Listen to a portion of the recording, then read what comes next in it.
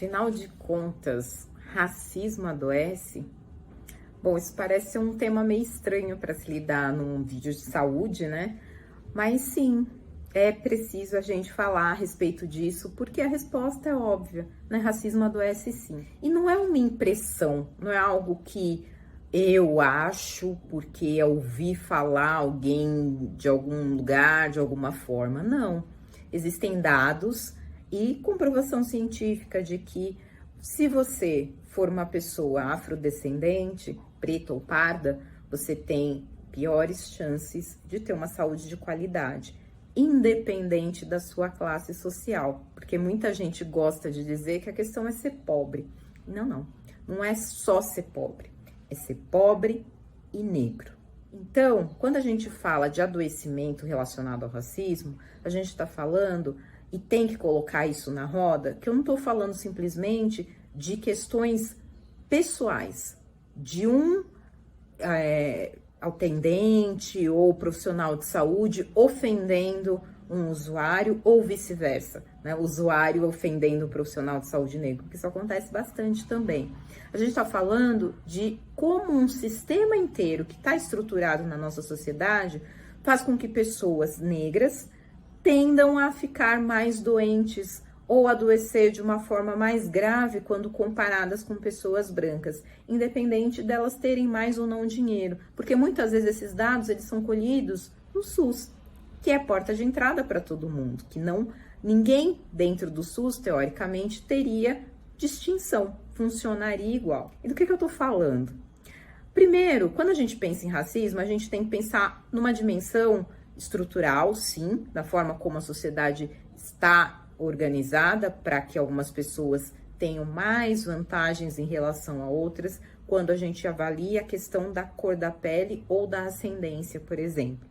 Ou seja, pessoas afrodescendentes ou pessoas que têm a pele mais escuras, elas vão ter mais dificuldade para alcançar alguns lugares, ocupar alguns lugares. Isso vai ocorrer também quando a gente pensa relacionado à questão de saúde, porque saúde é um bem-estar global.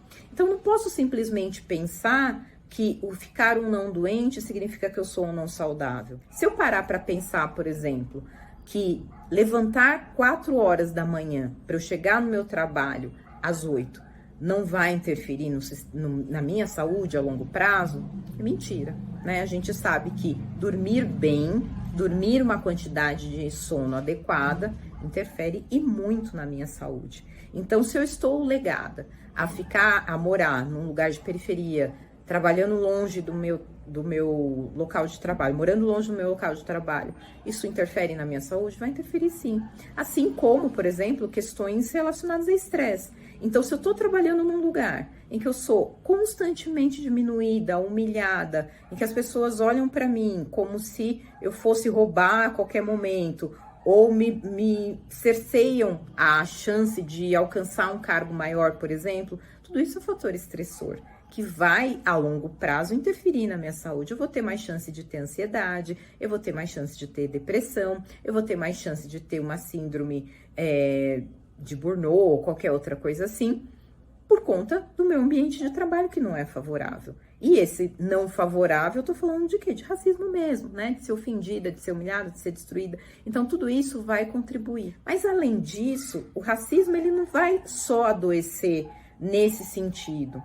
Ele adoece também quando a gente vai analisar, por exemplo, dados relacionados a questões de saúde, e são dados que você pode pegar no DataSUS, você pode pegar em bancos de dados oficiais, você vai ver que pessoas negras, elas tendem a ter mais doenças que são, teoricamente, de fácil tratamento, ou doenças crônicas que poderiam ter um desfecho melhor. Então, vamos pensar nas doenças que mais matam no mundo, doenças cardíacas, por exemplo.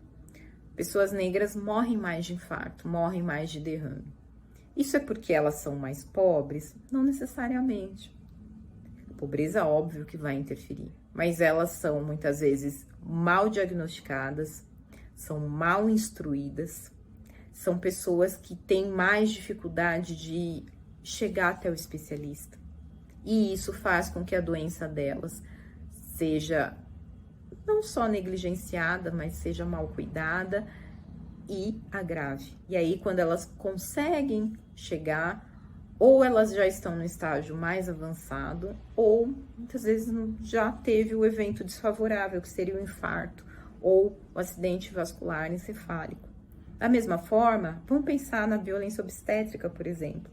Quando a gente compara a anestesia que é dada nas mulheres brancas e nas mulheres não brancas, a gente sabe que as não brancas, elas tendem a ter menos anestesia. E não é só no particular, no SUS também. Então, o racismo, ele precisa ser visto como mais do que injúria, como ofensa pessoal. Eu não estou falando só, óbvio que isso vai entrar, mas eu não estou falando só do tete a tete, do profissional de saúde com o paciente. A gente está falando de um sistema que deixa pessoas que moram lá na periferia, que a gente sabe que a maioria é negra, ter mais dificuldade para chegar no serviço secundário ou terciário, porque o sistema de marcação não funciona direito, porque a fila é muito grande, porque no dia que ela foi no posto de saúde não tinha médico, então ninguém consegue fazer esse diagnóstico, porque ela precisava trocar uma guia, essa guia precisa marcar a consulta para depois passar com o médico, e nisso passam meses, e nesses meses eu tô com esse caroço na minha mama que tá crescendo, eu não sei o que que é. Então são várias formas de você exercer ou ser atingido, né, pelo racismo, que não necessariamente precisa de uma ofensa pessoal. E tudo isso vai contribuir para que eu tenha mais ou menos saúde. A gente precisa encarar o racismo com a gravidade que ele precisa ser encarado, sem fingir que tem, que é de vez em quando, que é uma ou outra pessoa que faz.